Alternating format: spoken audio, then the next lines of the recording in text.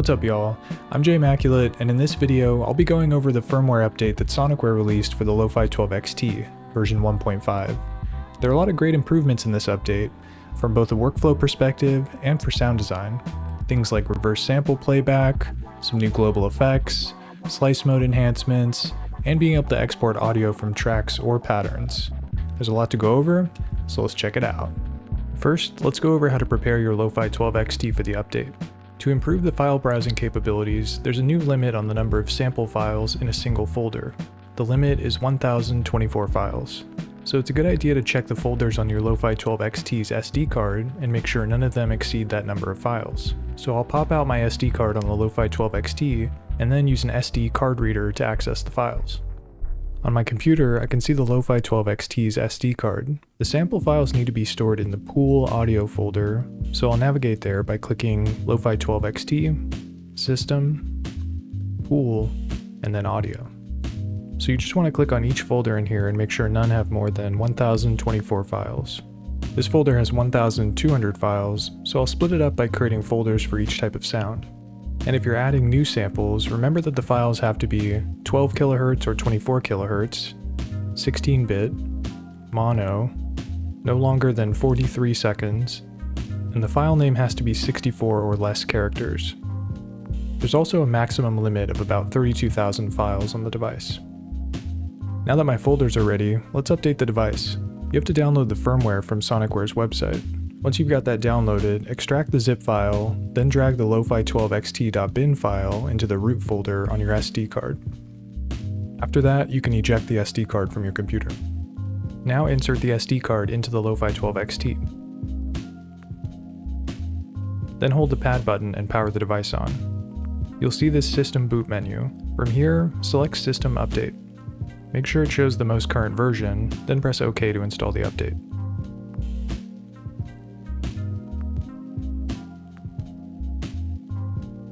Once it's finished installing, it'll show a message telling you to restart the device. So power it off and then power it back on. And if you made any changes to your sample folders, like adding the DiBiase or Ski Beats samples, or moving files to have less than 1024 samples in a folder, then you need to update your file database so the samples will show up in the pool. So from the SND page, press the A knob down to get to the sample load screen. Then make sure you're on the tags page and press down the B knob. This process can take a few minutes depending on how many samples you have, so here I've sped it up. And remember, this process is not necessary if you haven't made any changes to your sample pool files. After that, you should be able to see the files in your folders.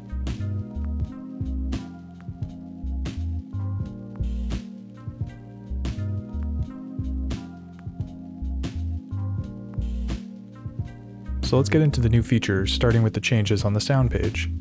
There are two new playback modes for samples, which you can access by pressing the right auxiliary button from the main sound page. The first is reverse one-shot mode, which plays samples backwards, starting at the end point. And there's also reverse loop. And the reverse playback modes also work with slice samples. The slice will start playing from the end, so basically the start of the next slice, back to where the slice begins.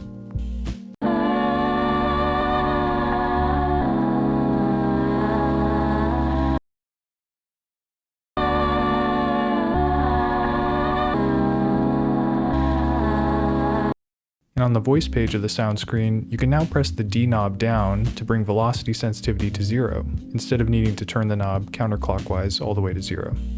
And when in the slice mode, you can now set 16 slices. The 16th slice is controlled by holding the page right button down, then pressing the pad that normally controls slice 15, the reverb pad.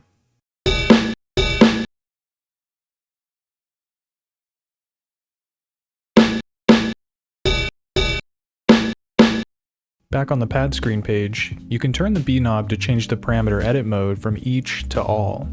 When you have it on all, your changes will affect all the pads instead of just one, which means you can add all slices to a mute group, or adjust the pitch of all slices at once.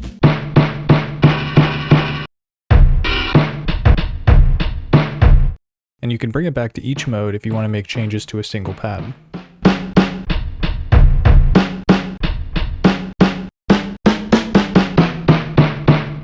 You can also now hold down multiple pads to change parameters for just those pads.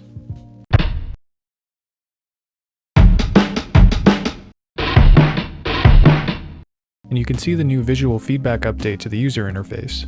When on the pad mode screen, notes or slices that you play are animated on screen. Another nice detail added to the interface is on the filter page.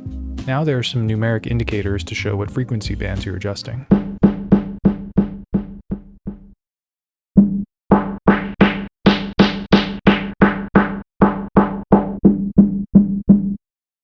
Next up are some enhancements to the sequencer and step editing process. You can now start playback of a pattern from a specific step by holding down the numbered step button, then pressing the play button. This also works in later pages of the step sequencer, so it's very useful for editing longer patterns. In addition to starting playback from a specific step, there's also support for sending and receiving MIDI song position pointer data. And there's now a new step preview function that lets you hear what a step will sound like without needing the sequencer to reach the step. To preview a step, hold OK, then press the numbered step button down. This will also let you hear what parameter locks for that step sound like. And the step edit menu has a few enhancements as well. After holding function and pressing the numbered step button to edit a step, you can see the pad associated with that note lit up. The pad you have selected will be lit up red, and if there's another note triggering on that step, it'll be lit up green. So it's very useful when editing steps where you've input multiple notes.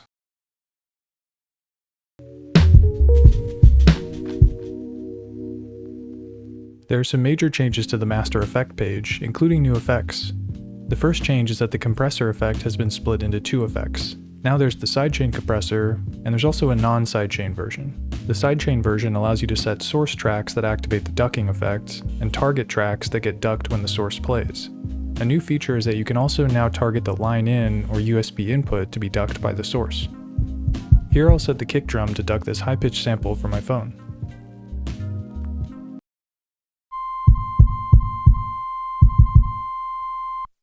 Or you can use the analog or USB input as the source of the sidechain to duck other tracks.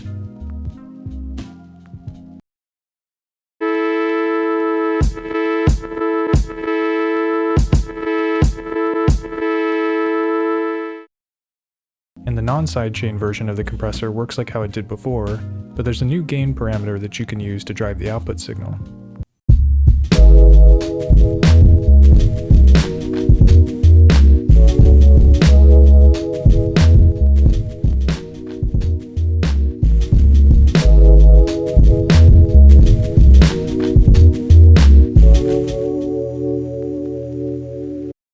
And as for new effects, the first is the Isolator, which allows you to increase or decrease the levels of sounds in certain frequency ranges. And it also has the gain parameter for driving the output signal, so it's a handy mixing tool.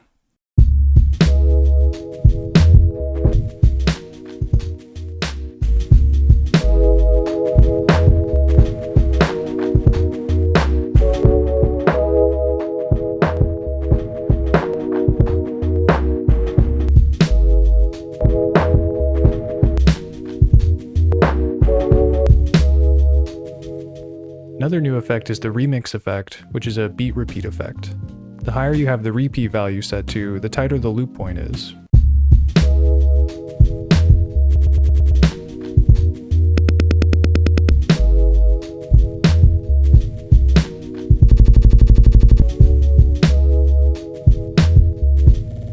And if you set the value to less than 30, the pitch will also change. So you can almost use it like a tape stop effect.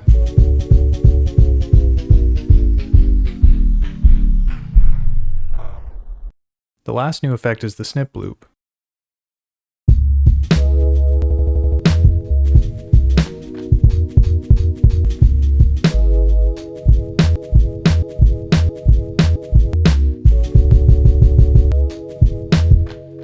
This effect is kind of like having a delay looper. It allows you to capture a short segment of audio and then have that audio repeat at a certain interval. The interval that the snip plays at is controlled by the length parameter, which you can also control with the D-pad. And you can access triplet signatures by pressing 2 D-pad buttons at once. And you can set the snip to be longer by adjusting the depth parameter. And you can adjust the balance on the next page to hear just the dry signal, just the snip loop, or something in between. And the snip will change based on when you activate the effect. And then a few last changes to the master effects section. You can get back to the mixer page by holding function and then pressing the left auxiliary button. And you can now enable or disable the master effect by pressing the OK button. Audio exporting is also another major new feature. You can now export the audio of your pattern as 16-bit, 48 kHz WAV files directly from the device, which makes it very easy to take patterns out of the Lofi-12 XT and build on them further in a DAW or another device. To export audio, open the pattern page and highlight the pattern you want to export. Then press the left auxiliary button to get to the menu screen, and then select Audio Export. From here, you can either export a mixdown, which is a render of all the tracks in a single file, or you can export the tracks as separate files. Just highlight the pads for the tracks you want to export, and then select OK. Once the export is finished, you can access it by taking out the SD card or entering card reader mode. The recordings all get saved in the audio export folder. There should be a folder with the same name as the project that the pattern is from. In there, look for a folder with the pattern number and name. The recordings will live in that folder. And this export feature also works for pattern chains you've set up in song mode. Another internal audio export option, mixtape mode, also has a new feature. You can now have external audio from the line-in or USB get captured as part of the mixtape recording. This can be a fun way to jam with your pattern using other instruments or devices. And there are some enhancements to the MIDI capabilities as well. I mentioned the MIDI song position earlier. You can access those settings from the MIDI config menu. And there's a new MIDI note map setting in the system menu, which lets you trigger the Lofi-12 XT's pads from specific MIDI notes and channels. So that covers the main features, but there are many other additional improvements, like new MIDI CCs, additional shortcuts, improved encoder response, and various other bug fixes and improvements. All in all, pretty awesome stuff. But don't just take my word for it. Grab the updates so you can rock out with the new features too. And that does it for this video. Thanks for watching. See you next time.